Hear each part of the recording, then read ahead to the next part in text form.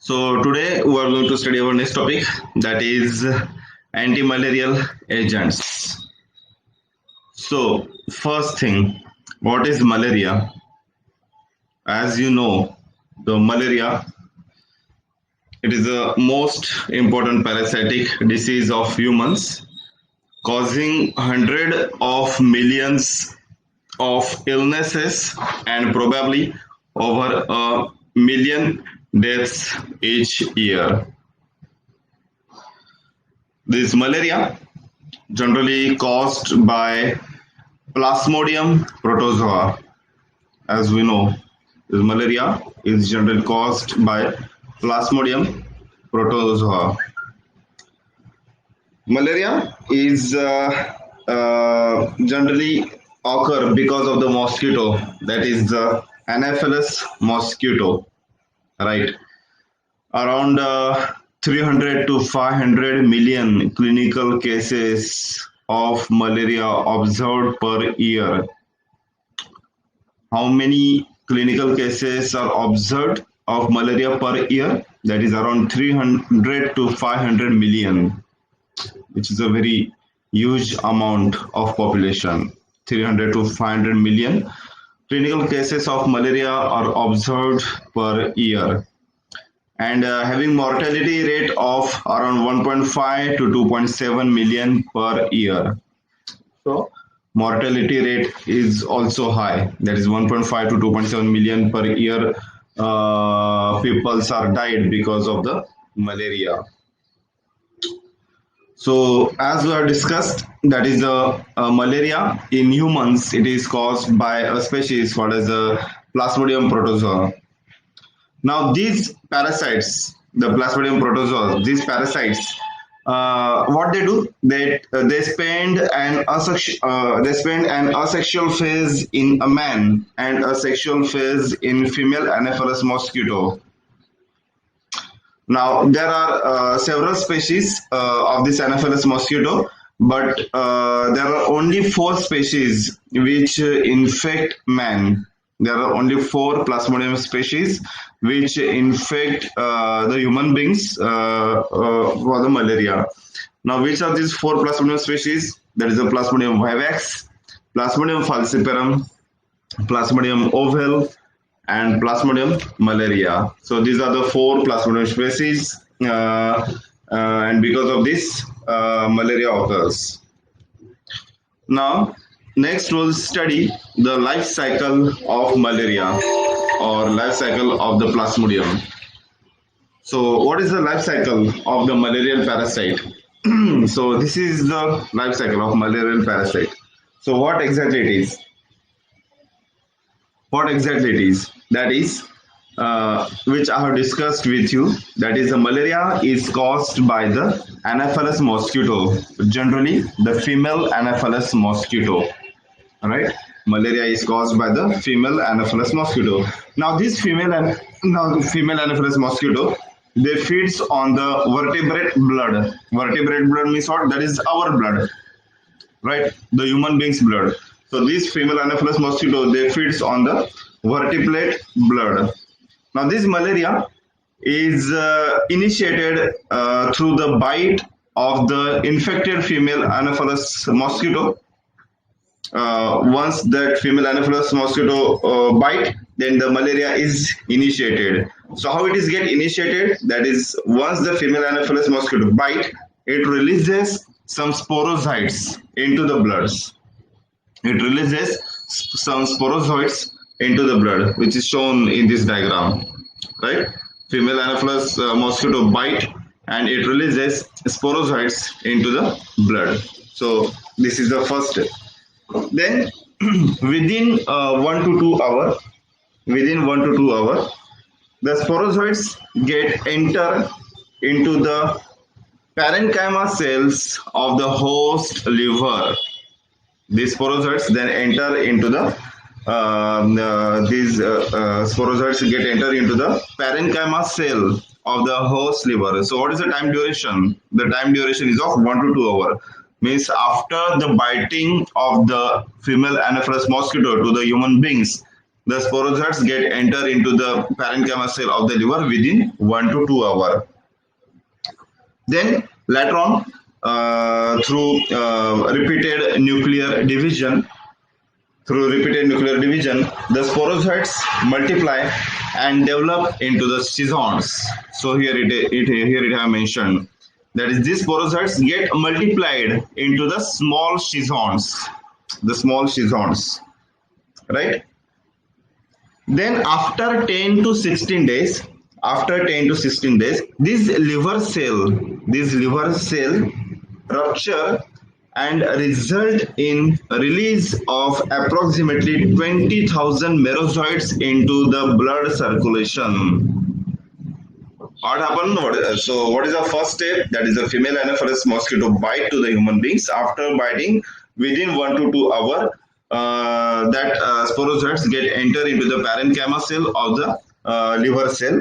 Then later on, through repeated divisions, these sporozoites multiply and develop into the schizons. And after developing into the schizons, after 10 to 16 days, that liver cell get rupture and results in approximately 20,000 release of the merozoites into the blood circulation. Now this stage, up to this stage is known as the pre-erythrocytic stage or the exoerythrocytic phase of infection. Right? Here it have mentioned erythrocytic stage. Now later on, these merozoites, they enter into the circulation and invade the erythrocytes. These merozoites enter into the blood circulation and invade the erythrocytes. Now some merozoites, they invade fresh liver cells. So they go back and they invade the fresh liver cells and repeat the erythrocytic cycle, right? After the release of merozoites into the blood circulation, some merozoites invade the fresh liver cell and repeat this erythrocytic phase. This erythrocytic phase is get repeated. Erythrocytes are invaded. These erythrocytes, what I have mentioned, that is the merozoites after entering into the circulation. What they do, either they invade the fresh liver cells and they repeat the erythrocytic stage, or some merozoites invade the erythrocytes, the new erythrocytes. Now the erythrocytes which are invaded by merozoites for the two reasons. First reason is the plasma constituent and hemoglobin. It is served as a source of several amino acids necessary for the survival of the parasite. Means to survive, for the survival of the parasite, what they required? They required some plasma constituent and hemoglobin. And they serve as a source of the several amino acids. And these amino acids are necessary for the survival of the parasites, and that's why these merozoites invade the fresh erythrocytes. So that is the first reason. That is, they require the amino acids, and the amino acids from where they get from the plasma constituent and the hemoglobin for the survival of the parasite. So that is the first reason. That is why they invade the erythrocytes. And the second reason is for the rapid multiplication of merozoites. The purine bases, that is the adenine and guanine, they obtain from the erythrocytes, which are then utilized to synthesize parasitic DNA and the RNA molecule. So this is the second reason. What is the second reason? That is merozoites. Merozoites are again then rapidly multiplied. So for the rapid multiplication of the merozoites, they require some purine bases. That is the purine bases like the adenine and guanine. And these purine bases are obtained from the erythrocytes. And these purine bases are then utilized to synthesize the parasitic DNA and the RNA molecule. And that's why these merozoites invade the erythrocytes, because they get lots of energy. They get lots of energy from the erythrocytes for the survival of the parasites. That's why they invade the erythrocytes. Then in erythrocyte, once they invade the erythrocyte, so after entering into the erythrocyte, the merozoites then continue to grow. Merozoites continue to grow into the erythrocytes. Then in erythrocytes, the merozoites undergo asexual multiplication, which results into formation of the daughter cell called as the schizons. So here I have mentioned the schizons. So inside the erythrocyte, the merozoites undergo asexual multiplication, results in the formation of daughter cell called as schizons. And then again, because of the multiplication, because there is asexual multiplication is going on inside of the erythrocytes. So because of the continuous asexual multiplication, these erythrocytes get ruptured and releases about 6 to 24 merozoites into the circulation. So here I have mentioned that these merozoites get means in erythrocytes, inside of the erythrocytes, merozoites are undergo what I said, that is merozoites undergo asexual multiplication. So because of the continuous multiplication, these erythrocytes get ruptured and releases around 6 to 24 merozoites into the blood circulation. Then later on, once these merozoites are get released from the erythrocytes, now these merozoites again invade the fresh erythrocyte, and the cycle of the asexual multiplication is repeated again. And this phase is known as the schizogony phase of the infection. So there are two phases we have studied. One is the erythrocytic stage, and the another one is the schizogony phase. So I'm going to repeat this part. So what is the first step? That is, the first step is the female Anopheles mosquito bite to the human beings, and it releases the sporozoites into the blood circulation. It releases sporozoites into the blood circulation. Now within 1 to 2 hours, these sporozoites enter into the parenchyma cell of the host liver. Okay, so it takes around 1 to 2 hours time to reach to the parenchyma cell of the host liver. Then later on, these sporozoites get multiplied. These sporozoites get multiplied into the liver, and develop into the schizons. Once they develop into the schizons, so after 10 to 16 days, because of the continuous multiplication, that liver cell get ruptured, and around 20,000 merozoites are get released from that liver cells, and that merozoites enter into the circulation. So that is what the pre-erythrocytic stage or the exoerythrocytic phase of infection. Then later on, these merozoites enter into the circulation and invade erythrocytes, or some of the merozoites invade the fresh liver cell, and the erythrocytic stage cycle is get continued. So a few merozoites, what I have said, that is they invade the erythrocytes. So why they invade the erythrocyte? Because of the two reasons. First reason is what? That is the plasma constituent and hemoglobin, which is served as several amino acid, and it is necessary for the survival of the parasite. So for the survival of parasite, they require the amino acids, and this amino acid they get from the plasma constituent and hemoglobin. Second reason is what? That is for the rapid multiplication of the merozoites, they require some purine bases, that is the adenine and guanine, and it is obtained from the erythrocytes. And then it is used for the synthesis of the parasitic DNA and the RNA molecule.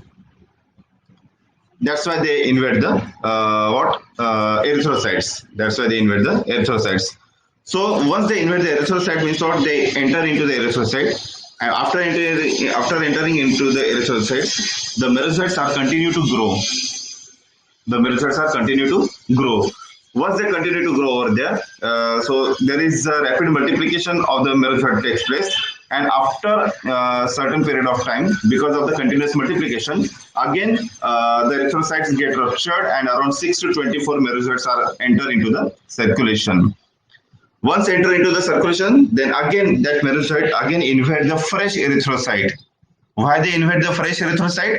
Because they require the amino acids, they require the bases for the survival of the parasite. That's why they invade again the erythrocyte, and the cycle of the asexual multiplication is repeated again. So this phase is called as a schizogony phase. Now after the schizogony phase, Some of the erythrocytic merozoite developed into male and female gametocytes by some unidentified mechanisms. So once they once that schizogony phase has completed, then that merozoites are developed into the male and female gametocyte by some unknown mechanism. Now, once the gametocytes are formed, now such infected blood, when ingested by the female Anopheles mosquito, right? Now, this is the infected blood. So, once that infected blood is ingested by the female Anopheles mosquito, the sexual form, that is the gametocytes, it undergo reproduction within the gut of the insect. The resulting zygote, through various stages of development, gives rise to the infective sporozoite, and the later on that get localized into the salivary gland of the insect and enter into the host blood circulation. So once that gametocytes are formed into the host blood cells, and if that female Anopheles mosquito suck that gametocyte, suck that infected blood, and if that female Anopheles mosquito bite to the healthy person, then that person will suffer from the disease called as the malaria. So this is how the malaria is occur into the healthy persons. Also, you have understood about the life cycle of the malarial parasites. In short, what is the life cycle of the malaria? Now, I am going to explain you in short. So, what is the life cycle of the malaria? First thing, the female Anopheles mosquito bite to the healthy person. It releases sporozoites. That sporozoites within 1 to 2 hours are get enter into the parenchyma cell of the liver. Into the parenchyma cell of the liver. And that sporozoites developed into the small schizones because of the rapid multiplication. Then schizones are get rapidly multiplied. Schizones are get rapidly multiplied into the parenchyma cell of the liver, and after 10 to 16 days, that parenchyma cell within the liver is get ruptured and releases the several merozoites. So this phase is called as the erythrocytic phase of the infections. Then after the merozoites are get released, then these merozoites enter into the blood circulation and invade the erythrocytes, whereas some merozoites, they invade the fresh liver cells and repeat the erythrocytic stage. Now the merozoites which invade the erythrocytes, why they invade the erythrocytes? Because of the two reasons. They require the amino acids for the survival of the parasites. They require the purine bases, that is adenine and guanine, for the synthesis of the DNA and RNA. That's why they invade the erythrocytes. So inside of the erythrocytes, these merozoites are continuously grow, and again they are rapidly multiplied. And once multiplication is done, then that merozoites are get released from the erythrocytes. Around the 6 to 24 merozoites are get released from the erythrocytes. Once the merozoites are get released, again that merozoite invade the fresh erythrocyte, and the cycle of the asexual multiplication is repeated again. So this is a schizogony phase. Now after this phase, some of the merozoites which are released from the erythrocytes, that merozoites are get developed into the gametocytes by certain unidentified mechanism. Now such infected blood, when ingested by the female Anopheles mosquito, and if that female Anopheles mosquito bite to the healthy person, then that person will suffer from the malaria. So this is what the life cycle of the malarial parasite. Hope you have understood very well. Okay, so next part is the classification. Now these anti-malarial agents, now we are going to turn to our medicinal chemistry part.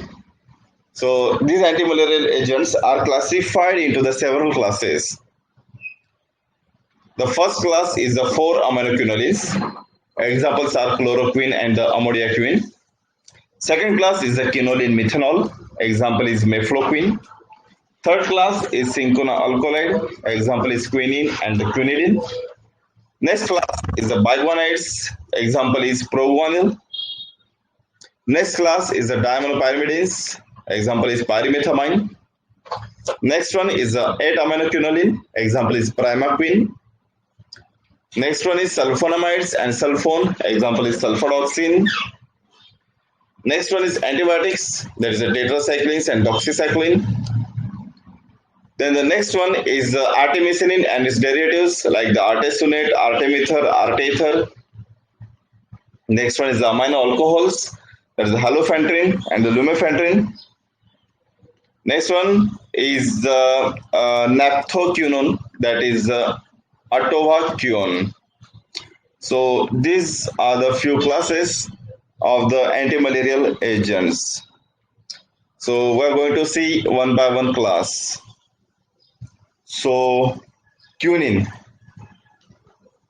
Quinine, it was the first known antimalarial agent. Which is the first known antimalarial agent? That is the quinine. Now, quinine, it is a 4-quinoline methanol derivative.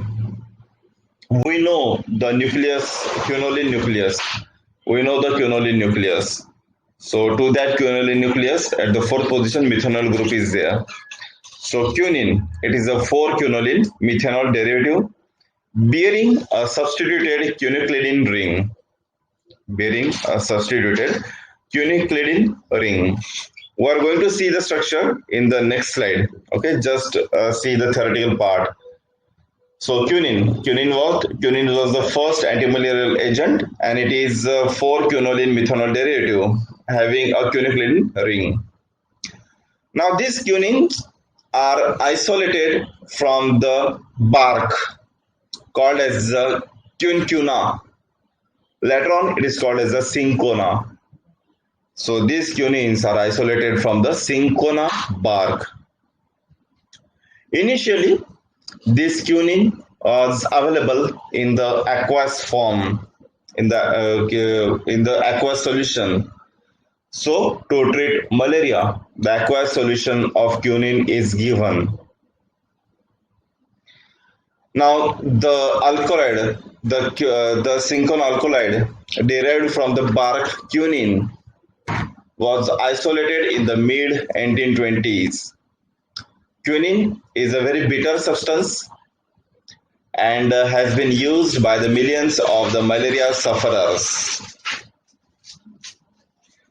Recently, it has been employed successfully to treat chloroquine-resistant strains of the Plasmodium falciparum.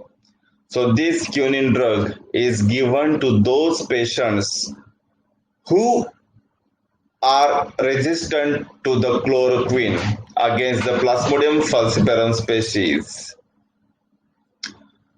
So this is all about the quinine. Now there is another agent called as the quinidine. Quinidine, it is a C9 stereoisomer of the quinine. So quinidine is nothing but isomer of the quinine. Isomer at which position? That is at carbon number 9. It is an also effective antimalarial agent, but suffers from the fact that it is considerably more toxic than the quinine. Quinidine is also used as an antiarrhythmic agent. So there are different classes which are used in the treatment of the malarias. The another class is the 9-aminoacridins. These 9-aminoacridins was known to exhibit antibacterial activity, whereas a derivative of 9-aminoacridin synthesized in year 1934, which is the quinacrine, was found to possess weak antimalarial activity. So, which is the first agent for the treatment of the malaria? That is the quinine, and it is isolated from the cinchona bark. Quinine is isolated from the cinchona bark for the treatment of the malaria.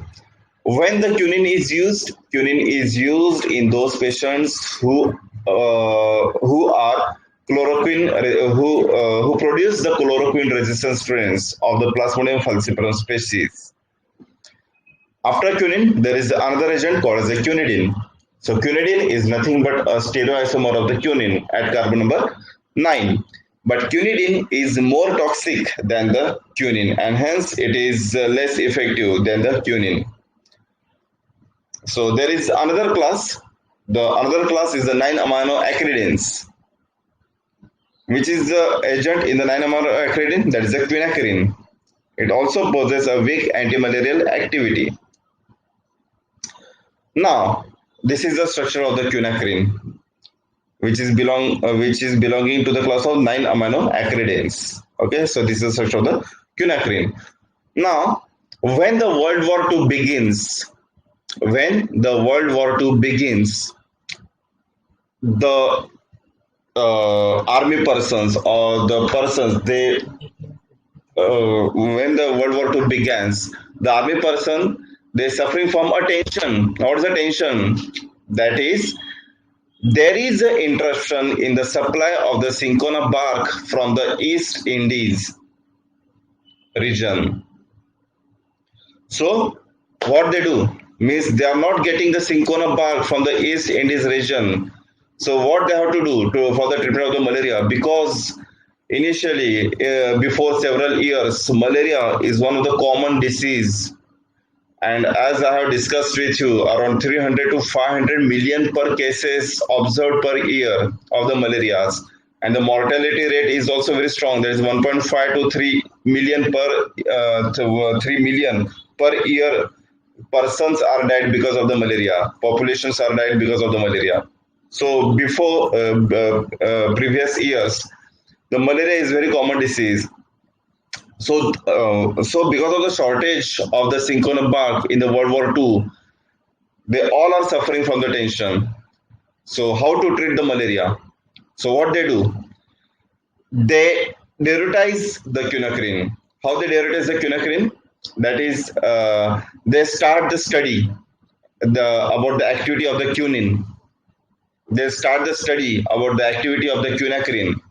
So they understand the structure activity relationship of the quinine, of the quinacrine, and they developed some agents which are like the quinacrine and the quinine. So which are the agents they developed?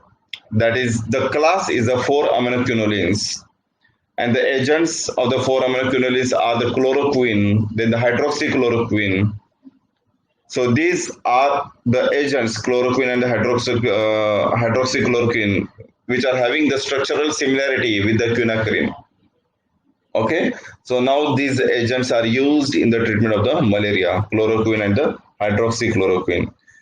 In the last year, I think if you see the news, in the last year it was shown on the news that is in the treatment of the corona, chloroquine drug initially was used, but later on it is withdrawal. Because they have not found any favorable effects. Okay. So 4 substituted quinolines, as I have told you, that is from the quinacrine, they develop the agents like the chloroquine and the hydroxychloroquine. So these agents, chloroquine and the hydroxychloroquine, these are the 4 substituted quinolines. Now, what is exactly the 4 substituted quinolines? Now, there are 6 compounds in this class. Which are the 6 compounds? Quinine, chloroquine, hydroxychloroquine, mefloquine, halofentrin, and the lumefantrine. They belong to this class. That is the 4 substituted quinolines. These compounds not only share a structural similarity, but are also thought to have similar mechanism of action and are effective on the same stage of the parasite and can share similar mechanism of the resistance. So, what is the mechanism of action of these quinolines? Generally, all the 4 aminoquinoline derivatives, all the 4 substituted quinoline derivatives, they are having the same mechanism of action. Now, what is that mechanism of action?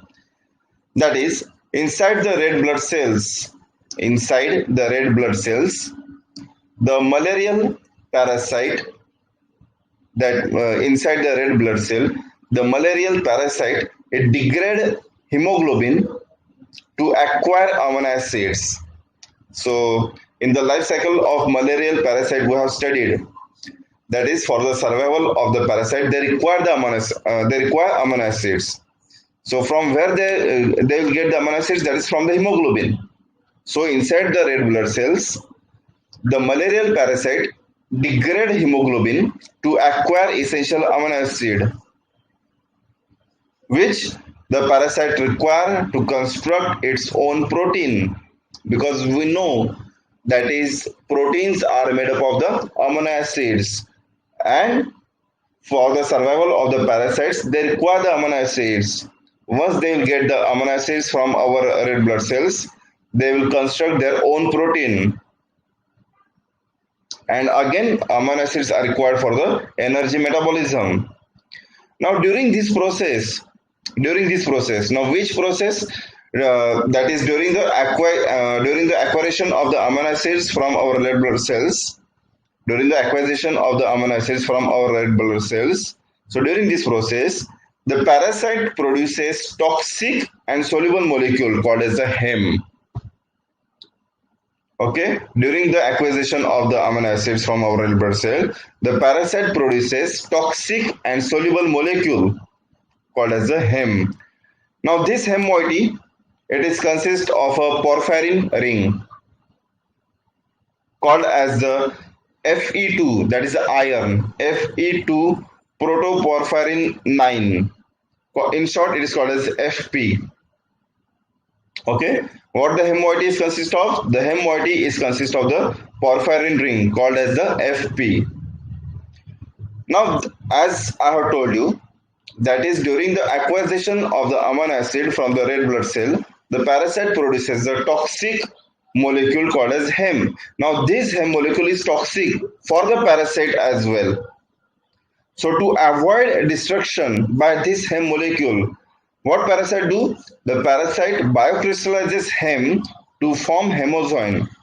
They rapidly biocrystallizes hem into the hemozoin molecule.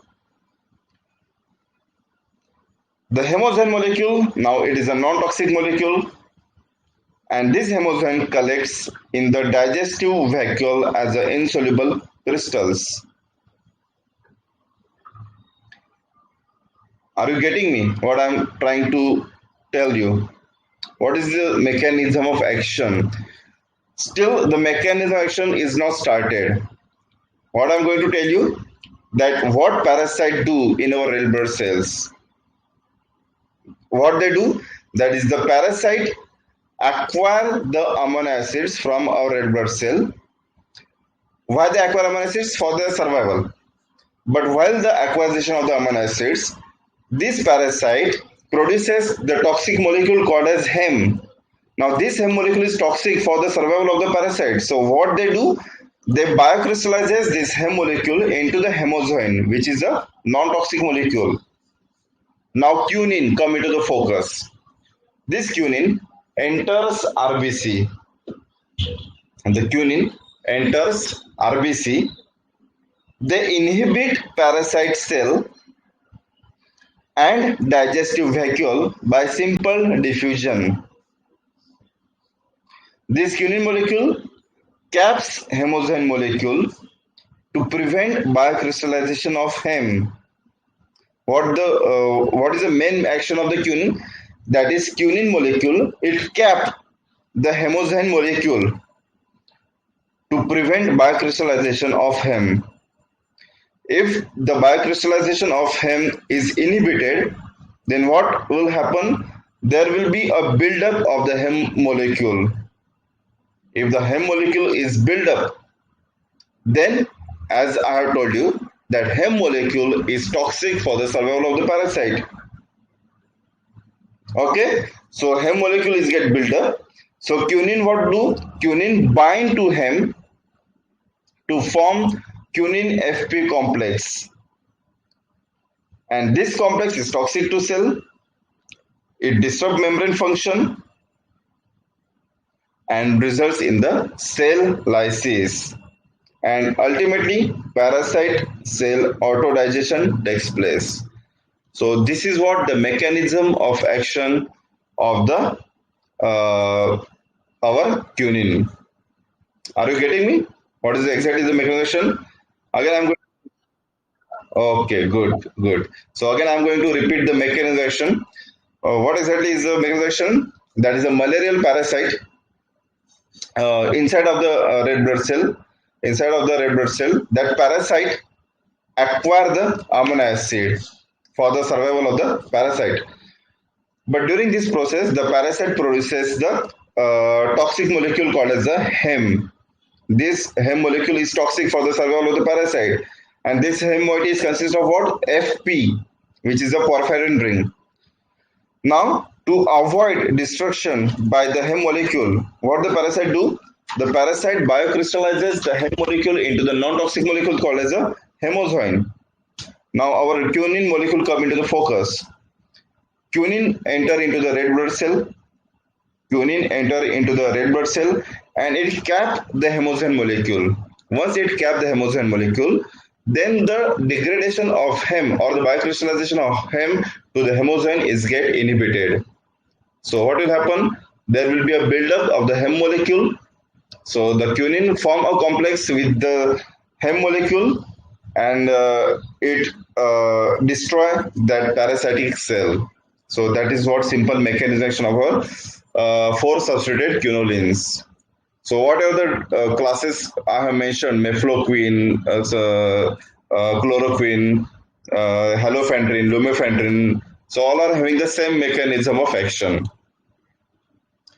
So this is the structure of the our drugs, that is the cinchonidin, quinine, and the quinidine. So we are not going to study the IUPAC nomenclature of these drugs as they are somewhat complicated. So this is the if it is visible to you. So this is the quinacridine ring, which is a fused ring. So this is the quinacridine ring, and this is the quinoline ring. As these are the 4 substituted quinoline, so there is a substitution at the 4th position. So this is the quinacridine ring, and this is the quinoline ring. So if it is cinchonidin, then the R group is H. If it is cinchonidin, if it is cinchonidin, then in this R group is H, and if it is quinine, then R group is OCH3.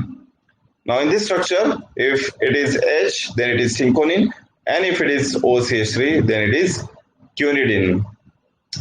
If you check both the structures are same, but there is only a differ in configuration at carbon number 8 and 9. At carbon number 8 and 9, there is differ in configuration. Otherwise, both the structures are same. So there are 4 stereochemical centers exist in the molecule at carbon number 3, 4, 8, and 9. Right? At carbon number 3, 4, 8, and 9. So here the stereochemistry is get changed in between these 2 structures. So the 4 stereochemical centers exist in the molecule at carbon number 3, 4, 8, and 9. Quinine with the absolute configuration 3R, 4S, 8S, 9R, whereas quinidine with absolute configuration 3R, 4S, 8R, and 9S, and their optical isomers all are having the anti-malarial activity. Okay, whereas their C9 epimers are inactive. The C9 epimers, that is 3R, 4S, 8R, 9R, and the 3R, 4S, 8S, 9S configures, they are the inactive. Now the modification of the secondary alcohol at carbon number 9. So this is the secondary alcohol which is present at the carbon number 9. Modification of the secondary alcohol at carbon number 9 through oxidation, esterification, or similar processes, it diminishes the activity. Now the quinacridine portion, here it is the fused ring, the fused cyclic rings. So this quinacridine ring portion, it is not necessary for the activity. Now these quinine molecules are get metabolized in the liver to the 2-hydroxy derivative. 2-hydroxy derivative. So here it is, because they have given different numbering. So this is 1, 2, 3, 4, and for this quinoline ring they have mentioned 1 dash, 2 dash, 3 dash. So the metabolite of the quinine is 2-hydroxy. So here it is, 2-hydroxy. So quinine is metabolized in the liver to the 2-hydroxy derivative, followed by additional hydroxylation on the quinoline ring with the 2 dash. So here also the hydroxylation takes place. So on this second carbon and on this second carbon, hydroxylation takes place, results in the formation of the metabolite 2,2-dihydroxy derivative, which is the major metabolite of the quinine. This metabolite has low antimalarial activity and is rapidly excreted. The metabolizing enzyme of the quinine is CYP3A4. Then, so this is what all about the quinine, quinidine, cinchonine, and cinchonidine. So you have to study only this portion. That's it. Okay. So if you refer my PPT for the antimalarial agent, because I copied all the things from the FOE, and as I have suggested you that you have to refer only FOE for the medicinal chemistry. Okay. So for antimalarial, you can refer my PPT because everything is copied from the FOE. So the stereochemistry, it differ at position 3, 4, 8 and 9, and they are having the 4 stereoisomers, carbon 3, carbon 4, carbon 8 and carbon 9, and they are having the different configurations, having the different activities. Okay, like quinine and quinidine having with the configuration, this configuration are having the antimalarial activity, but their C9 epimers, they are inactive. Then if we modified secondary alcohol at carbamide by some processes like esterification, oxidation, then the activities get decreased. Then again the quinine ring portion, it is not mandatory for the activity, and the metabolite is what? That is a 2,2-hydroxy metabolite. It is a major metabolite of the quinine, but this metabolite is having low activity, is having low antimalarial activity and get rapidly excreted. So the next drug is the chloroquine. We are going to study 2 to 3 drugs today, and later on Monday we will cover the remaining portion. So the next drug is the chloroquine. Chloroquine, as the name suggests, it contains the chlorine group. So chloro at the 8th position. So this is the 8th position. 1, 2, 3, 4, 5, 6. No. 1, 2, 3, 4, 5, 6, 7, 8. So this is the 8th position of the chlorine. So chloro at the 8th position, increased activity, whereas alkylation at carbon number 3. So this is the carbon number 3 and carbon number 8 diminished the activity. The replacement of one of its N-ethyl group,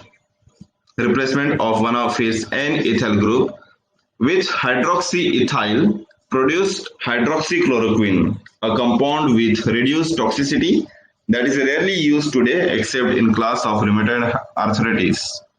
So if we replace this N-ethyl group with the hydroxyethyl, it produces the compound called as the hydroxychloroquine, which is also a potent antimalarial agent. Now this drug is metabolized by N-dealkylation. So the metabolite is what? N-dealkylation by the enzyme CYP3A4 and the CYP2D6. Now regarding the IPC raw literature, now here they have considered the quinoline ring, and the numbering of the quinoline is 1, 2, 3, 4, 5, 6, 7, 8. So this is the numbering of the quinoline: 1, 2, 3, 4, 5, 6, 7 and 8. This is the numbering of the quinoline. So chlorine group is there as per alphabetical order. We will start from the 7 chloro, N dash, then 5 dash, 1, 2, 3, 4, 5 dash, diethyl diethyl amino. Diethyl amino. Now there are how many carbons? 1, 2, 3, 4, 5. Pentane to YL. Pentane to YL. Quinoline 4-amine.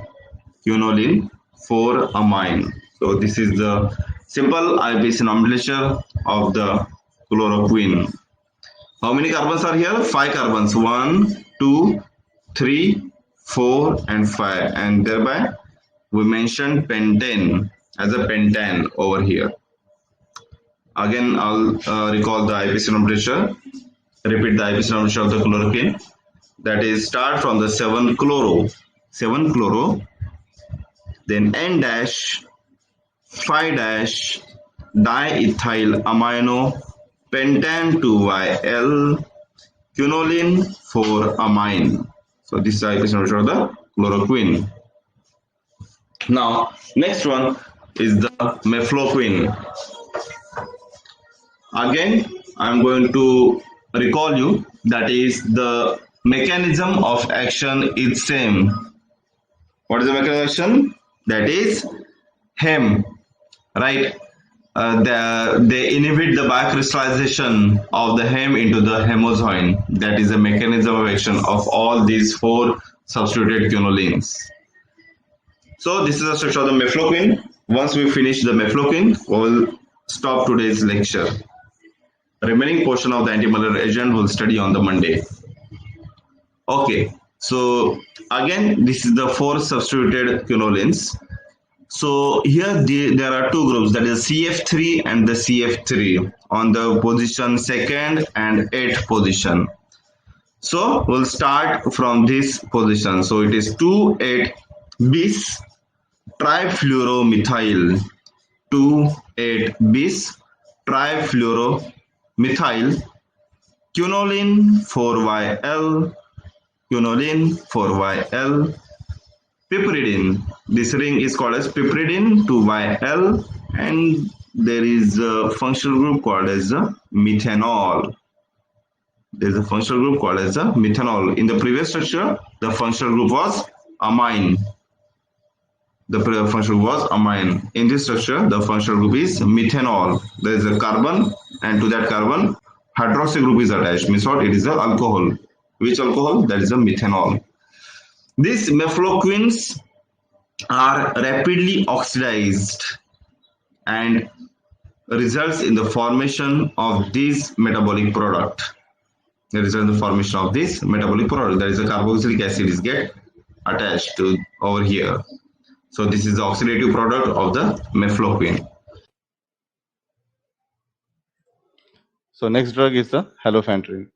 So this is its structure of the halofantrine. So first we'll study the IUPAC nomenclature of the halofantrine. So there is a butyl group. There are 2 butyl groups which are attached to the amino. Okay. So we'll study our IUPAC nomenclature from this part. Okay. So there is only one functional group, that is the alcoholic functional group. So the highest priority group is the alcohol over here. So we'll start the IUPAC nomenclature from this carbon 1, 2, and 3. So there are 3 carbons, so it is propane, and there is hydroxy group at the first carbon, so it is propanol. Okay, so 3 dash of the propanol. What is there on the third carbon of the propanol? That is 2 dibutyl groups. 1, 2, 3, 4. Same 1, 2, 3, 4. So 3 dash 2 dibutyl, 3 dash dibutyl amino, not 2 dibutyl. 3 dash dibutyl amino. Okay, so we'll cover this part.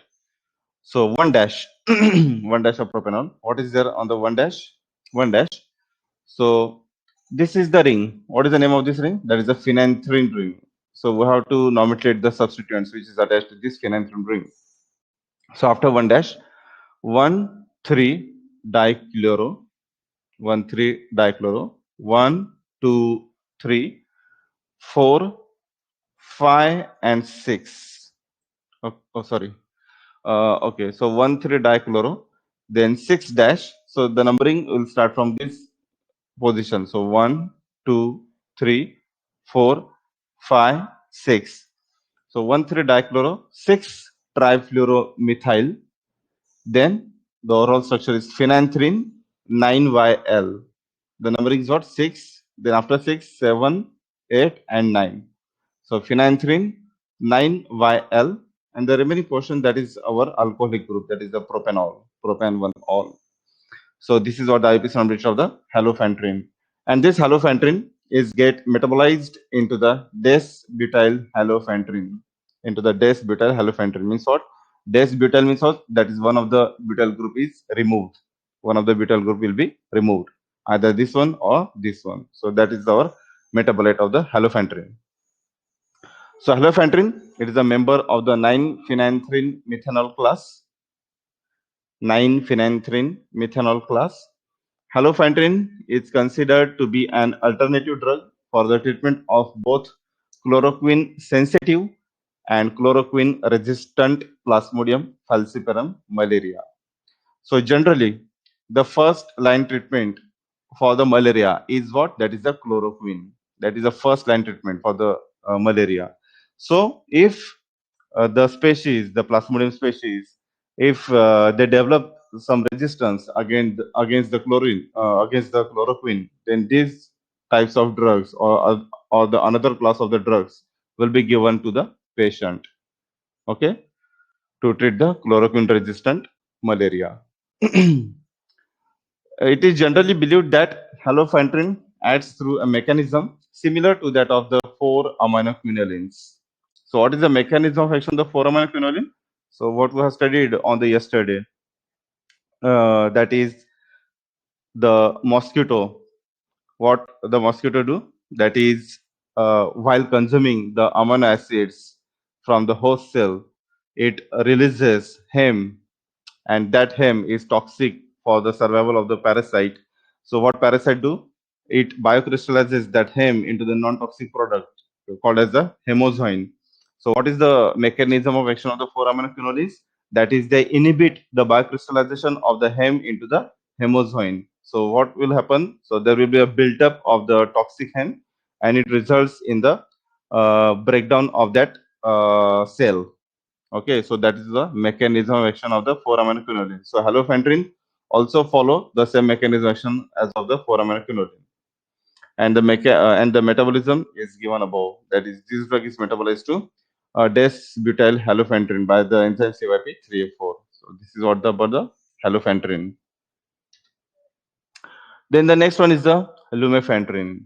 Now, lumefantrine is nothing but a derivative of the halofentane, as the name suggests, halofentane and the lumefantrine. So, lumefantrine is nothing but a derivative of the halofentane, and of course, it is an effective erythrocytic schizonticide.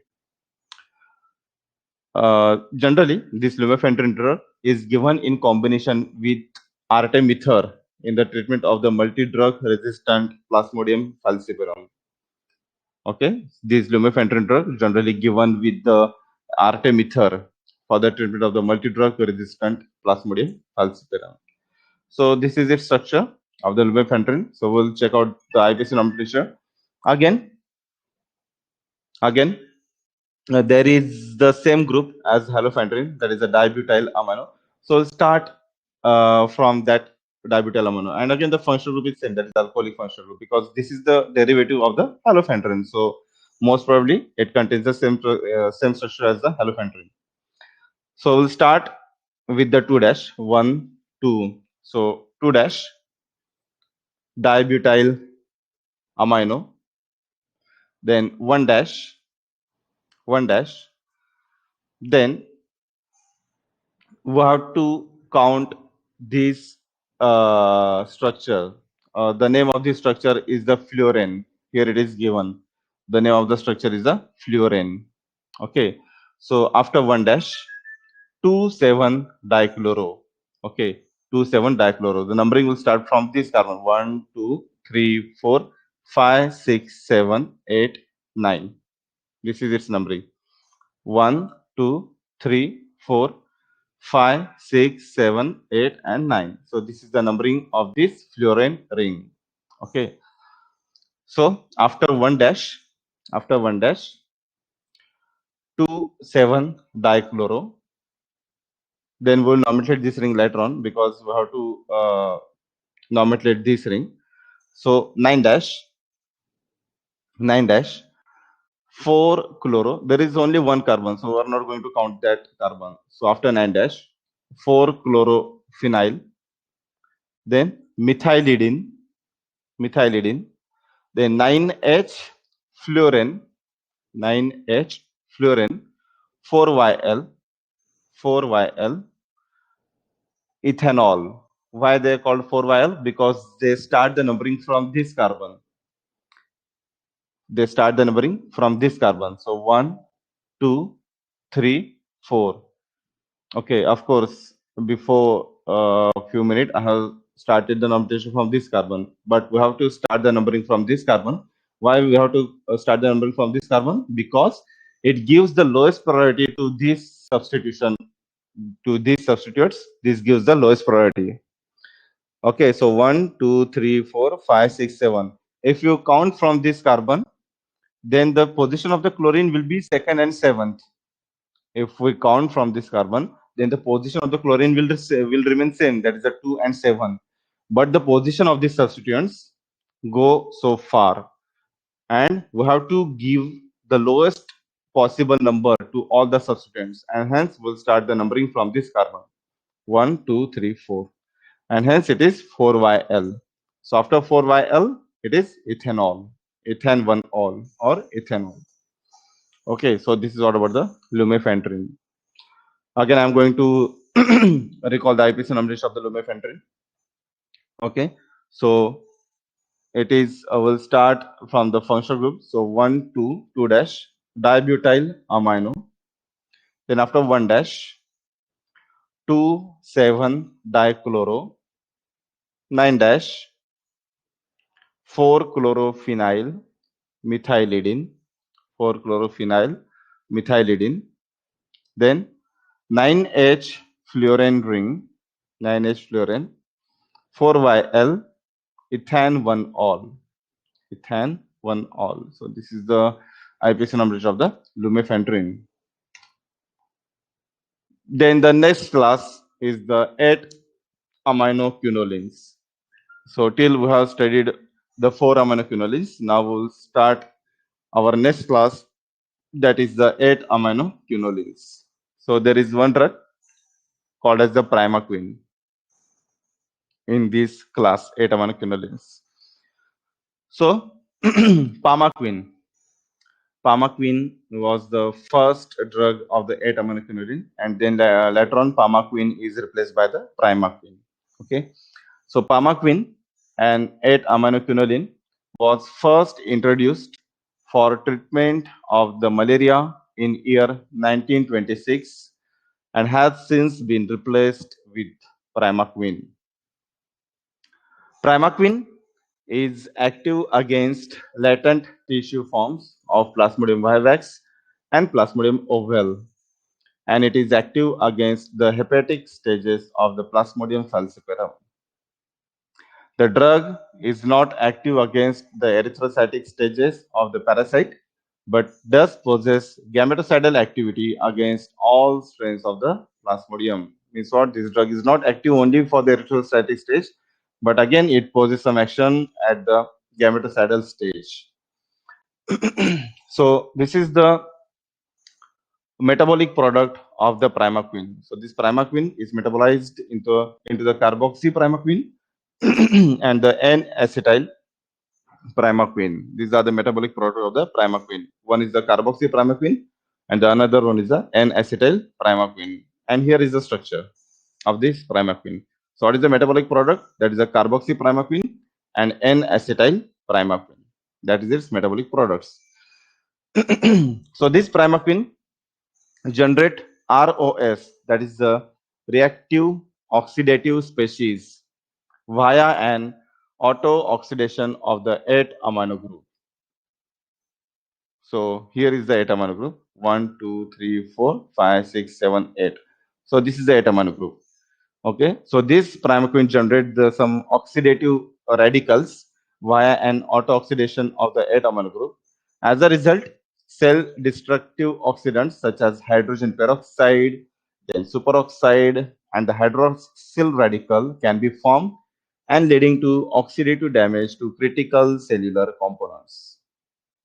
Okay, so once these toxic radicals like the hydrogen peroxide, superoxide, and the hydroxyl radicals, so this kind of the radicals once get formed, then they damage the cellular components and thereby they inhibit the malaria. So this is what the mechanism of action of these primaquine, as they generate the reactive oxidative species, and this reactive oxidative species then kill the cell. Regarding the IUPAC nomenclature, so this is the simple structure of the primaquine.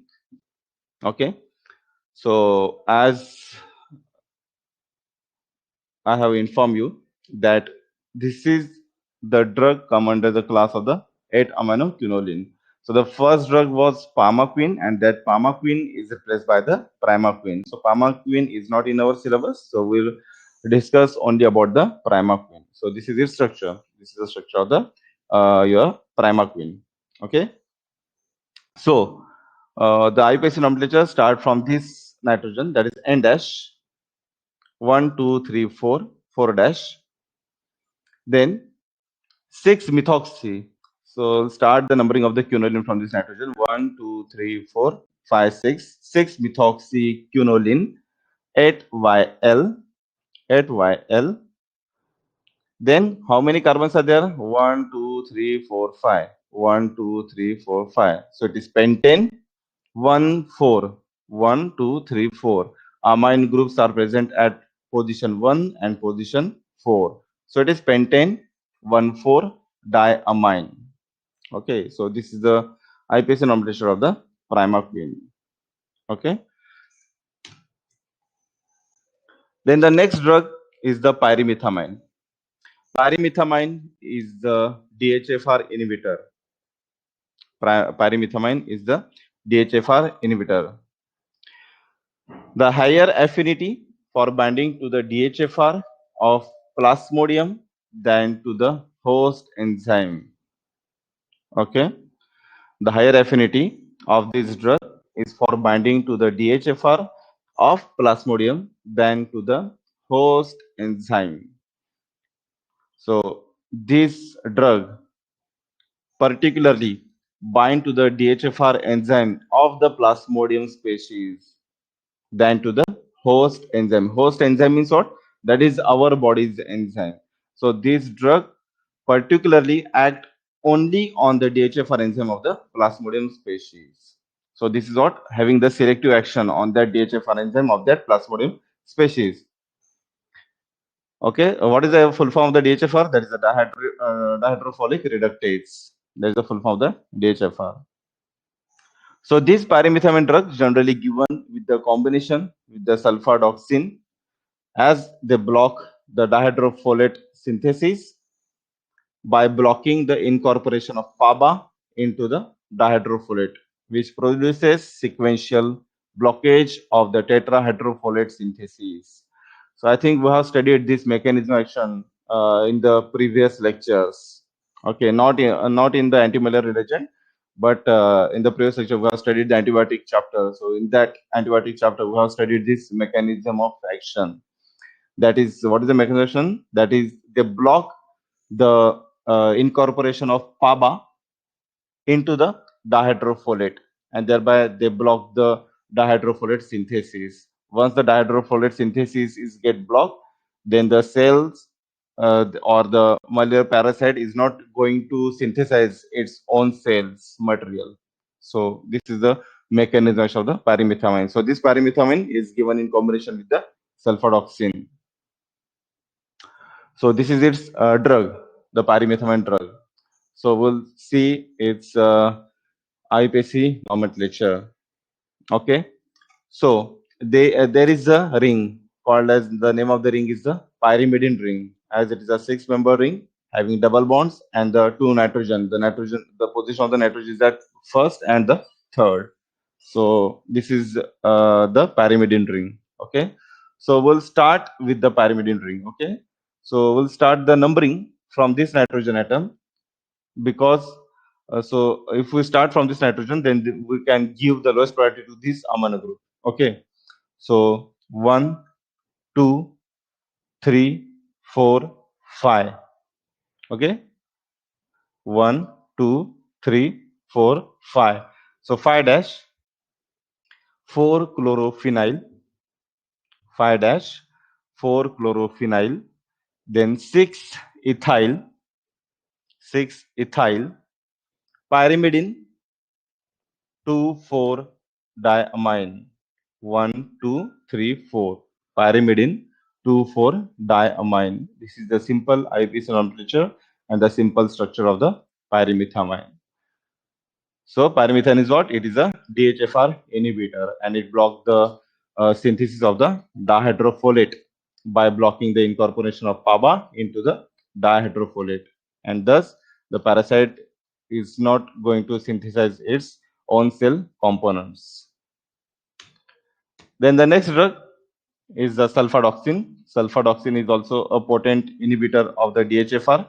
So the mechanism of action is same as the pyrimethamine. Okay. So we'll study only the structure and its IUPAC nomenclature. So here there is a sulfonamide group, the amide group. Okay, so here there is a amide group. So the highest priority goes to this amide group. Okay, so we'll start from this amide. So 4 amino,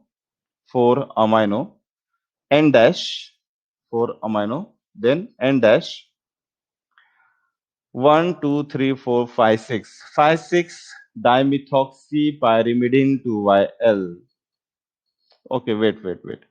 1, 2, 3, 4, 5, 6. Okay, this is the numbering. 1, 2, 3, 4, 5, 6. Okay, so wait for a second. 5, 6 dimethoxy pyrimidine 4-val. Yes, that's it. The numbering of these pyrimidines is from this nitrogen. Okay, so 5, 6 dimethoxy pyrimidine 4YL. Then remaining portion, that is the benzene 1 sulfonamide. Benzene 1 sulfonamide.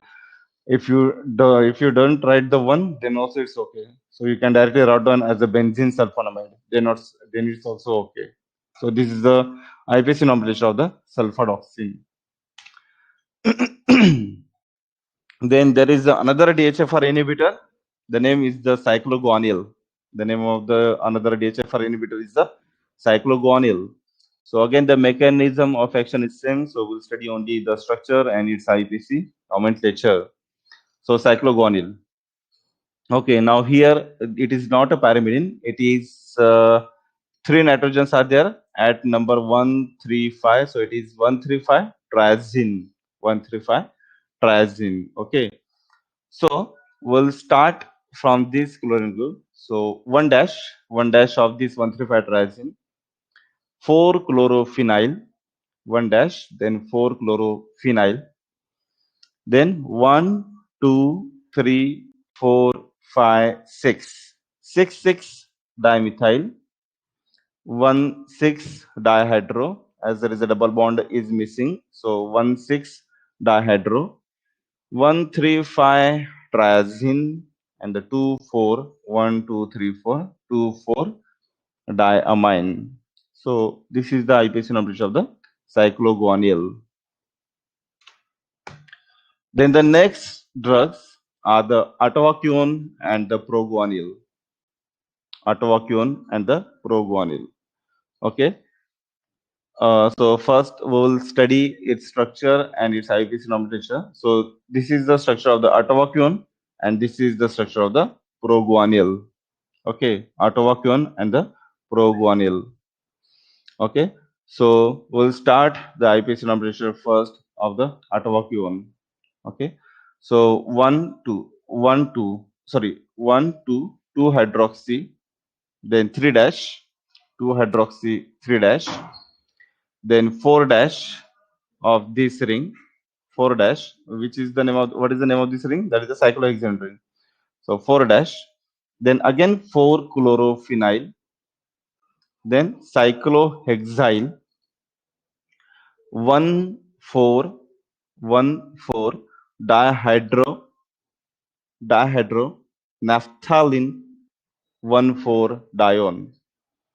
Okay, there is a double bond is missing at position 1 and at position 4, hence it is 1,4-dihydro. Then the name of the ring is naphthalene, and remaining portion there is a 1,4-dione. So that is what about the atovacuone. And this is the structure of the proguanyl. Now in the structure of the proguanyl, there is a moiety called as the guanidine. So this is the guanidine. Here it is. It is what? Guanidine. Okay. So we'll start from the first position of the guanidine. So one dash of this carbon, one amino, then 4 chloro anilineo. This is what called as aniline. This is called as the aniline, but combinedly it is called as the anilineo. So 1 amino, 4 chloro anilineo, methylidine, then 1 2 dash propan 2yl. Remaining portion is guanidine. This is the guanidine 1 2 3. So this is what? The guanidine. So this is the structure of the proguanyl with its IUPAC nomenclature. Now this atovacuone has been combined with proguanyl as an effective prophylactic and therapeutic antimalarial. So this is the famous combination, atovacuone and the proguanyl, which is used in the treatment of the malaria. Now these two drugs together, the brand name is the Malarone. Now these two drugs together exhibit synergy in which proguanyl reduces the effective concentration of atovacuone needed to damage the mitochondrial membrane, and atovacuone increases the effectiveness of the proguanyl but not its active metabolite. Proguanyl was developed decades earlier as a folic acid antagonist and functions as a prodrug. The active form of proguanyl is cycloguanyl, which act as a DHFR inhibitors. Later, this discovery led to the development of the agent pyrimethamine. The site of action of this combination involved two different locations. Atovacuone is active within the mitochondria of the plasmodium, while the proguanyl as an antifolate is active in the cytosol. So both the agents are given in the combination, but both the agents are having the different site of action. One is having the site of action in the mitochondria of the plasmodium, while the another agent is act as a antifolate agent. So because of these two different site of action, this combination, atovacuone proguanyl combination, is one of the most effective combination which is used in the treatment of the malaria. This is the metabolism of the proguanyl. Proguanyl is metabolized into the cycloguanyl. Now, the last class of the antimalarial agents is the artemisinins. So we're not going to study about this IUPAC nomenclature of the artemisinins because they are somehow complicated. So this is the structure of the artemisinin. Then this is the basic structure in which if R is CH3, then it is called as the artemether.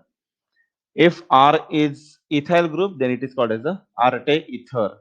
This is the structure of the artesunate. So there are only 4 drugs which are given in our syllabus of artemisinin, like artemisinin, artemether, arteether, and the artesunate. Okay. And these structures contain either 1,2,4 trioxane ring or the 1,2-dioxane rings. Okay. So these artemisinins derivatives are isolated from Artemisia annua. The artemisinin derivatives are built on either 1,2,4 trioxane ring or the 1,2-dioxane ring system. They are having the same mechanism of action. That is, they generate the ROS species, that is a reactive oxidative species, and thereby they kill the cells. So the endoperoxide bridge. So this is the endoperoxide bridge. If you see these two oxygens in the rings, so this is the endoperoxide ring in all the structures except this arteflin, as it is not in our syllabus, so we are not going to talk about the arteflin. So this is the endoperoxide bridge in these rings. So the endoperoxide bridge in this molecule, it appear to interact with hem in the parasite. As we know, we have studied the mechanism of action of the phoramoleculins, and that we have studied that is the parasite while consuming the amino acids, they releases the hem. So the endoperoxide bridge in the molecule of these artemisinin derivatives, it appear to interact with hem in the parasite. Ion mediated cleavage of the bridge, the hem contain what? The ion, Fe ion. So that hem, it cleave that endoperoxide bridge. So the ion mediated cleavage of the bridge, it releases a highly reactive free radical species which bind to the membrane proteins and which causes the lipid peroxidation. It damages endoplasmic reticulum and inhibit protein synthesis and ultimately results in the lysis of the parasite. So this is the simple mechanization of the our artemisinin derivatives. So what is the mechanization? That is, these artemisinin derivatives, they contain the endoperoxide bridge. So that endoperoxide bridge come in contact with the hem. The hem is released by the parasite, and this hem contains the ion. So that ion molecule, they cleave this endoperoxide bridge. Once that endoperoxide bridges get cleaved, that bridge releases the highly reactive free radical species, and that species bind to the membrane proteins, which causes lipid peroxidation and damages endoplasmic reticulum, and thereby it inhibits the protein synthesis and ultimately results in the lysis of the protein. Now, among the combinations reportedly used are artesunate phosmidomycin, artemether lumefantrine, amodiaquin artesunate, chloroquine artemisinin, and artesunate sulfadoxine and pyrimethamine. So these combinations are referred as artemisinin-based combination therapy. These artemisinin-based combination therapy have been reported to show cure rates of greater than 90%. So a very good cure rate, greater than 90% rate is good. So this is what about the artemisinin and its derivative. So this is what all about the antimalarial agents.